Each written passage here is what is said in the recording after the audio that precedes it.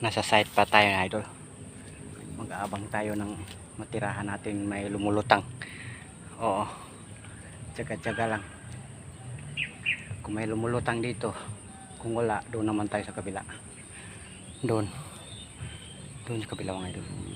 Uuna tayo doon muna bago tayo dito, kasi yung fishing prop natin diyan natin gilagay. Hindi natin na-video paano ilagay kasi wala tayong kasama. Napakahirap mga idol. Kaya tiyaga lang sa atin. Ito. Maraming tilapia, mga maliit to. Maliit. Maliit din dito.